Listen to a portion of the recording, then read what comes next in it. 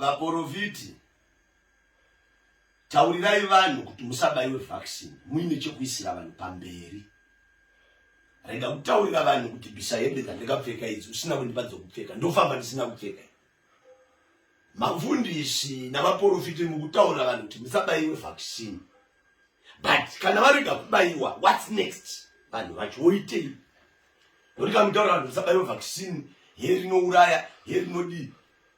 Torega kubaiwa.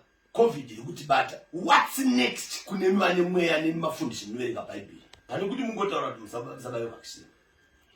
Ini ndinorambana nepfungwa imwe kutaura vanhu sori kuti vaccine inouraya, here ringatiuraye, here rinoda kutiparadza. Ini ndikurambana nematauro ewayo. Ndikurambana nematauro ewayo zvakanyanyisa. Nechikonzero chokuti vaccine daida kutiuraya. Tikada takaurayirwa kuma BCG. Tikada takaurayirwa kuma polio ataibaiwa tiri vana vadiki tine nhomba dzatinadzo. Vakadai vakatiuraya vari kudhara iko. Hazvina kutangira muvaccine. Tine zvinhu zvakawanda zvatiri kudoneterwa nevarungu. Zvakafanana nema-ARV vakadai vakatipedzera imo. Muma-protector plus atinoshandisa. Tikada takapera imo kwete kuti tingapere vaccine. Iti munhu ari kufanira vaccine ari kufanira chikonzero chokuti ropa rake rinenge raramba nozvo. Asi 90% iri kurarama mazviri. Common sense chaichai nevanhu. Common sense chaichai munhu inofanira kuvhurika madzibaba. Kuti nyika ino, inyika ine vanhu 15 million. Hurumende yedu isusu yeZimbabwe navamunangagwa president voda kuuraya vanhu 10 million vosara itonga 5 million. Because vaccine iri wabaiwa 10 million vanhu pa 15 million atinawo. Saka vamunangagwa ugoda kuuraya kuti ugoda kuuraya 10 million vosara itonga 5 million. Common sense inokutaura zvinoshandira izvozvo. Hakuna ndinoshandisa. Unoziva vanhu vatati vapozi mubaiwa vaccine marasika mune zvakataurwa marasika mutsananguro. Ndezvipi zviri mutsananguro zvatiri kuteera zvamuti zviriko nhasi? Baba Johana akanga ati musaende kuzvikoro zvavo. Baba Johana akati musatore zvitupa zvavo. Baba Johana akati musaende kwaKesari. Baba Johana akati musarodze vana. Baba Johana akanga ati musapfeke zvandakapfeka zvitema izvo. Baba Johana akati musayambuke kunze kwenyika. Musaende kumabasa. Musaragara kumasofa. Musarare pamubhedha. Ndo zvakanga zvatema namutumwa izvozvo. Vakadzi vedu vari kumwa mapiritsi efamily planning, vachibaiwa madhepo, vachibaiwa mishonga yakawanda yakusoma loop.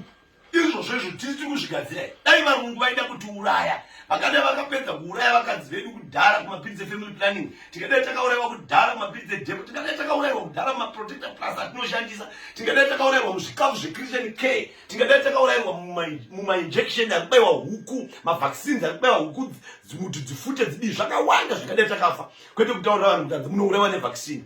Ona kana vaccine ichitaurwa kumweya mutsvene kuti inotiuraya handisi kuramba. Well, it's okay. But mweya mutsvene kuti what's next? Kuti safe. What's next? What's next? Hano regai kutaurira vanhu kuti musabaiwa vaccine musina chamuisira vanhu pamberi. Regai kutaurira vanhu kuti musamwa mapiritsi musina chamuna matocho muisira vanhu pamberi kuti tidarame. Munourayisa vanhu. COVID is real. COVID ndechokwadi ende iri kuuraya. Imotaurira vanhu kuti musabaiwa vaccine. Kana vanhu varega kubaiwa wodi. Wozini pfungwa yandiri kurambana nayo chete ndeyekuti roda kutiuraya. Ndobvunza kuti dai taida kuurayiwa nevarungu vangadai vasina kutiparadza here munguva yavaititumira ma-ARV hama dzedu dzakarama dzikanwa, munguva yatikutumira mapiritsi eTB hama dzedu dziri kurarama, mapiritsi emarariya atiri kupiwa tichimwa, tikadai tisina kufa here. Dai kunzi vaccine yaida kutiuraya.